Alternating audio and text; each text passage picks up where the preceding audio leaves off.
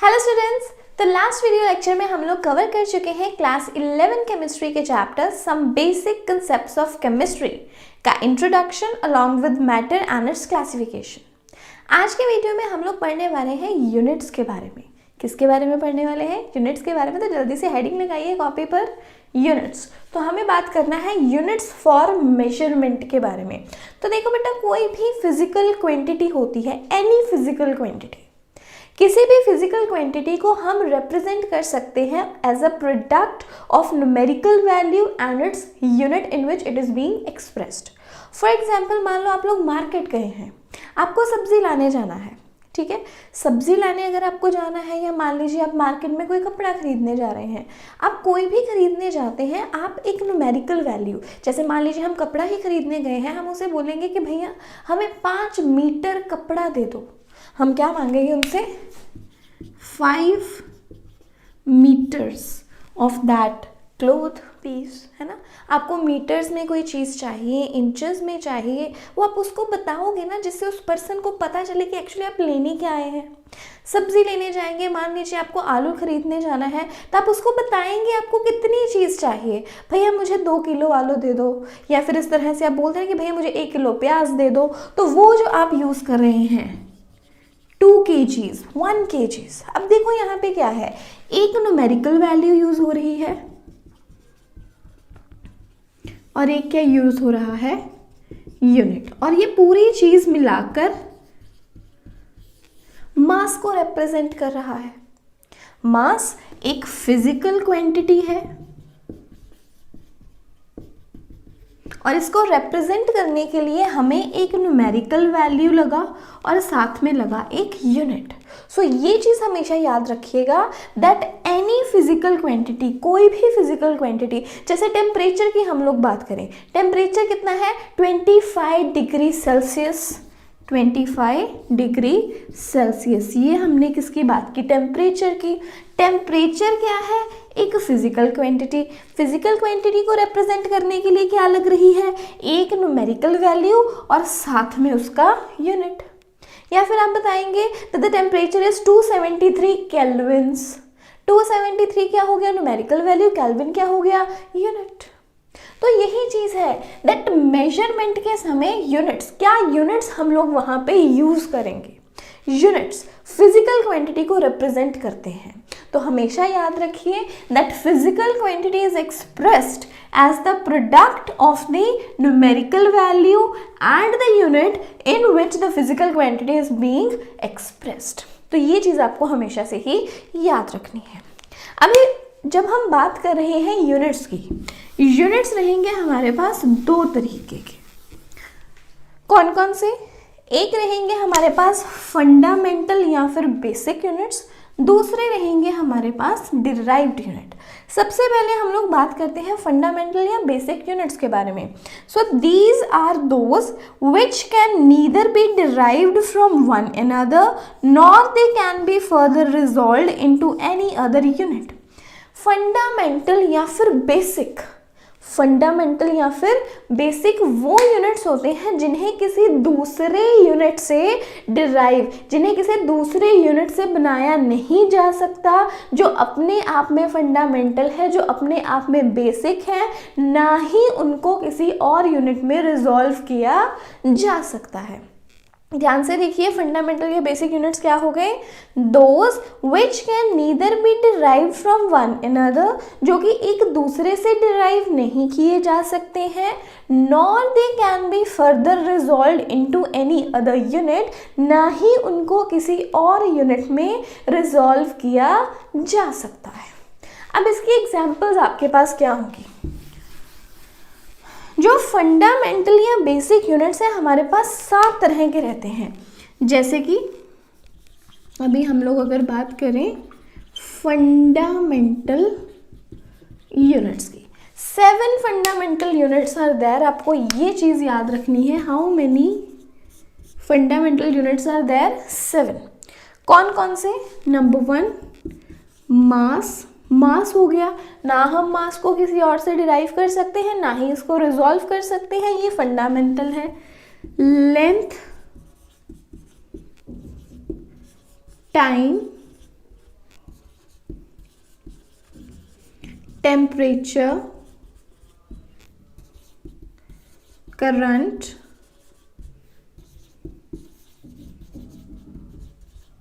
luminous intensity and amount of a substance.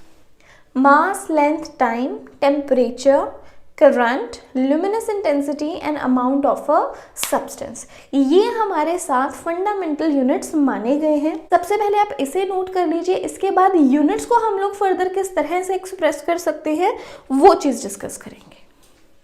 Next अभी हम लोग बात करेंगे सिस्टम ऑफ यूनिट्स की. सिस्टम ऑफ यूनिट्स में हमारे पास है CGS system, FPS system, MKS system and SI system. अब इसके मीनिंग क्या है? देखो यहाँ पे हमें 3 फंडामेंटल क्वांटिटीज़ को लेकर ये यूनिट्स जो है, ये जो सिस्टम ऑफ यूनिट्स है वो बनाए गए हैं. कौन कौन से हम लोगों ने 3 फिजिकल क्वांटिटीज़ लेनी है? एक लेंथ, दूसरा मास और तीसरा टाइम. सबसे पहले हम लोग CGS को देखते हैं. C यहाँ पे रिप्रेजेंट कर रहा है सेंटीमीटर्स को.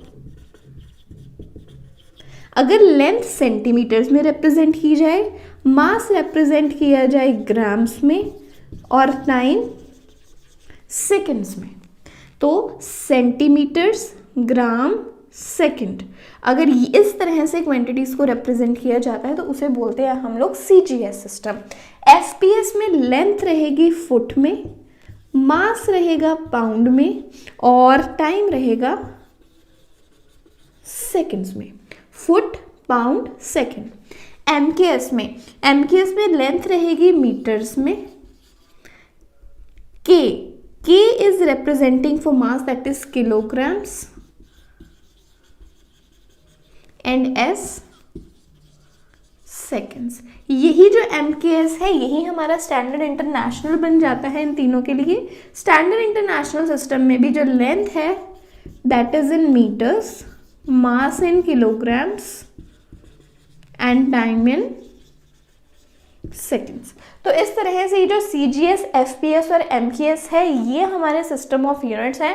SI जो स्टैंडर्ड इंटरनेशनल सिस्टम है that is similar to the MKS system for quantities such as length, mass and time. अभी आप इसको नोट कर लीजिए. इसके बाद जो मैंने आपको अदर फंडामेंटल क्वांटिटीज बताई हैं, जैसे टोटल हमारे पास 7 फंडामेंटल क्वांटिटीज हैं. वी हैव 7 फंडामेंटल क्वांटिटीज जो मैंने अभी आपको पहले लिखवाई हैं. उन सभी के SI जो यूनिट्स हैं वो मैं आपको बताती हूँ. सबसे पहले आप इसे नोट कर लीजिए. इसके बाद हम लोग फिर अदर क्वांटिटीज के भी डिस्कस करेंगे. चलिए अभी हम लोग हमारी फंडामेंटल क्वांटिटीज एक बार दोबारा से रिकॉल कर लेते हैं. हमारी fundamental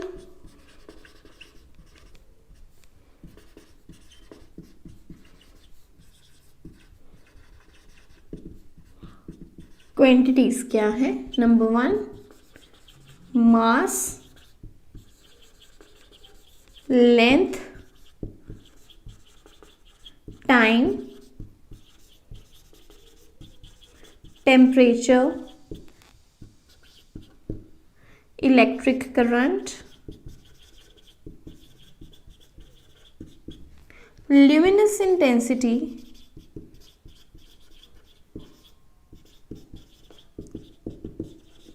and amount of the substance.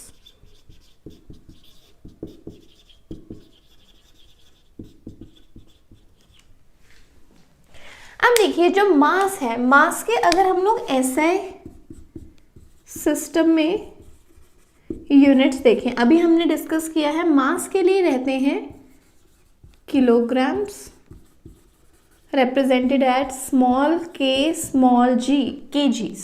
Length के लिए रहेंगे metres with small m. Time के लिए रहेंगे seconds that is small s. बच्चे बहुत गलती करते हैं सेकेंड्स को SEC लिखने की. ये चीज़ गलत है. सेकेंड्स का रिप्रेजेंटेशन SEC नहीं है, it is simply small s. Temperature के लिए रहेगा केल्विन्स, केल्विन में रहता है टेम्परेचर. केल्विन के लिए लगाएंगे हम कैपिटल K. इलेक्ट्रिक करंट के लिए रहेगा ampere,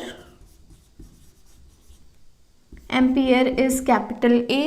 luminous intensity candela, that is capital C small d, amount of a substance is represented as mole, MOL। तो ये है हमारी फंडामेंटल क्वांटिटीज़। और फंडामेंटल क्वांटिटीज़ के लिए जो यूनिट्स हम लोग यूज़ करते हैं, इन्हीं यूनिट्स को कहा जाता है फंडामेंटल यूनिट्स। ये ऐसे यूनिट्स हैं हमारे पास जिन्हें ना तो हम लोग किसी और से डिराइव कर सकते हैं, ना ही इनको हम लोग किसी और यूनिट में ब्रेक कर सकते हैं। So these can neither be derived nor be broken down into any other quantity. तो ये हैं हमारे fundamental quantities along with their units. अब बात आती है डिराइव्ड यूनिट्स की। डिराइव्ड यूनिट्स क्या हैं? जैसे फंडामेंटल क्वांटिटीज़ के यूनिट्स को हम लोग फंडामेंटल यूनिट्स बोलते हैं, इसी तरह से जो डिराइव्ड यूनिट्स हैं, डिराइव्ड यूनिट्स हम लोग उन यूनिट्स को बोलते हैं जो कि डिराइव्ड फिजिकल क्वांटिटीज़ के होते हैं। अब ये डिराइव्ड फिजिकल क्वांटिटीज़ क्या हैं वो मैं आपको बताती हूँ, लेकिन आप सबसे पहले वीडियो पॉज करके इस चीज़ को नोट कर लीजिए। तो चलिए, आपने नोट कर लिया है। अभी हम लोग बात करते हैं डिराइव्ड फिजिकल क्वांटिटीज की।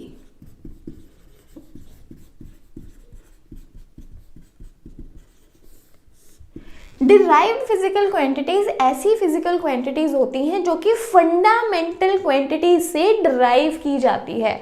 फॉर एग्जाम्पल, अगर मैं बात करूं एरिया की, एरिया क्या रहता है? एरिया का फॉर्मूला क्या है? एरिया का फॉर्मूला रहता है length into breadth, length into breadth.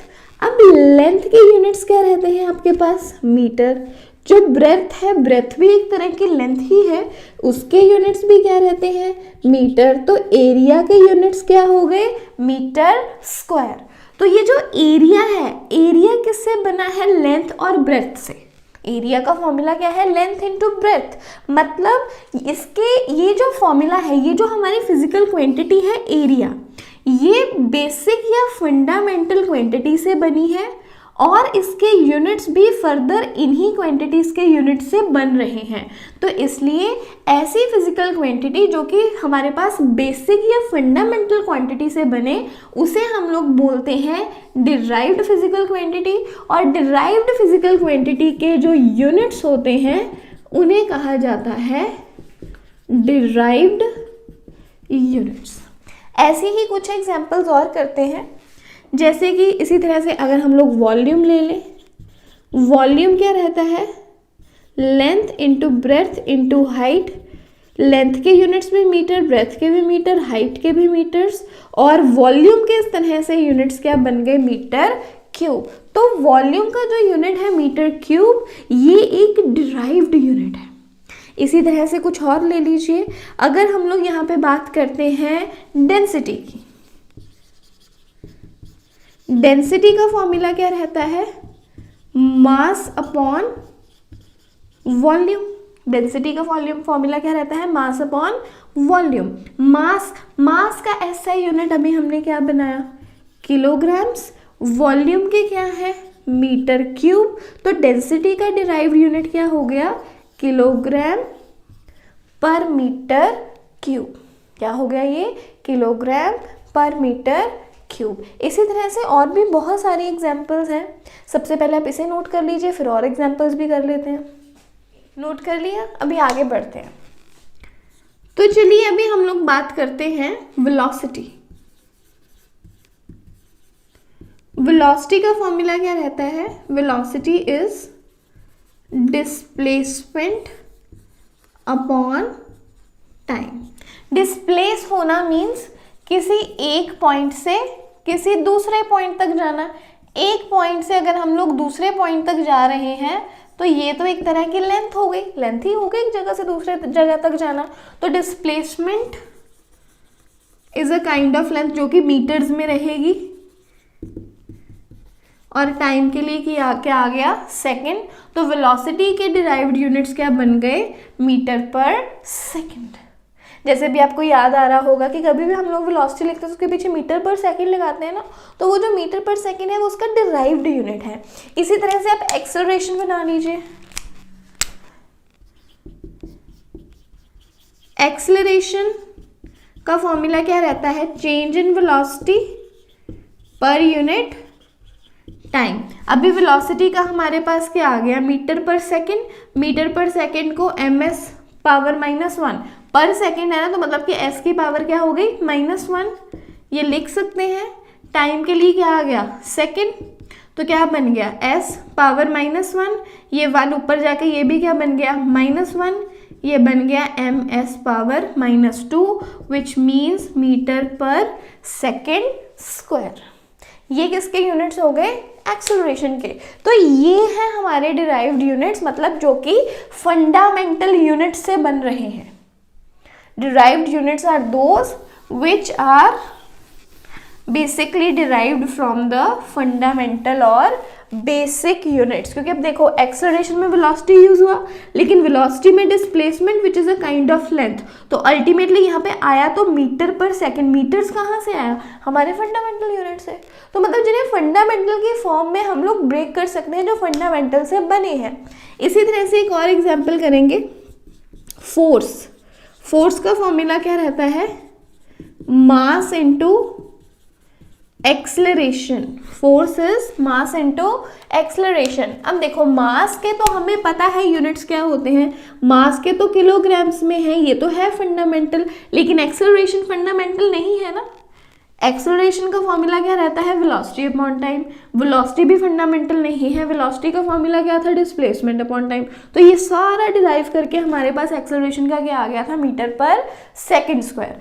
तो मतलब यहाँ पे मास के लिए क्या आ गया, किलोग्राम, एक्सेलरेशन के लिए क्या आ गया, मीटर सेकेंड पावर -2। तो फोर्स का जो हमारे पास डिराइव्ड यूनिट है that is kilogram metre per second square. इसी तरह से और देख लीजिए, और कोई फॉर्मूला लगाइए, जैसे इम्पल्स हो गया, impulse is force into time. अब ये फोर्स के अभी हम लोगों ने डिराइव करे हैं, फोर्स के क्या है, किलोग्राम मीटर सेकेंड पावर -2, और टाइम के लिए आ जाएगा second power 1, kilogram metre base same power add हो गई, और ये बन गया किलोग्राम मीटर सेकेंड पावर -1। तो बस यही है सिंपल से हमारे पास derived physical quantities and their units. तो याद रखिएगा हमेशा जो हमारे पास यूनिट्स हैं डिराइव्ड होते हैं, फंडामेंटल होते हैं। फंडामेंटल यूनिट्स हमारे पास केवल 7 ही हैं। उन्हीं फंडामेंटल यूनिट्स से जो हमारे पास फर्दर यूनिट्स बनते हैं उन्हें कहा जाता है डिराइव्ड यूनिट्स। तो आई रियली होप आपको ये समझ आ गया होगा। इसी तरह से और फॉर्मूले प्रैक्टिस कीजिए और डिराइव्ड यूनिट्स बनाइए, सो दैट आपकी प्रैक्टिस से आप इतने एबल हो जाएं कि आपको किसी भी तरह की फिजिकल क्वांटिटी आए तो आपको उनके यूनिट्स जो हैं वो पता हो। So that was all for today's video. अगली वीडियो इससे भी और ज़्यादा अच्छी होने वाली है और ज़्यादा इंपॉर्टेंट होने वाली है, क्योंकि उसमें हम लोगों ने डिस्कस करना है सिग्निफिकेंट फिगर्स। लेकिन आपको कैसे पता चलेगा कि वो वीडियो आ गई है, उसके नोटिफिकेशंस आपको मिलेंगे तभी है। तो इसके लिए सब्सक्राइब करने के बाद बेल आइकन ज़रूर प्रेस कर दीजिए, सो दैट जैसे ही नई वीडियो आती है आपको उसके नोटिफिकेशंस मिलते रहें।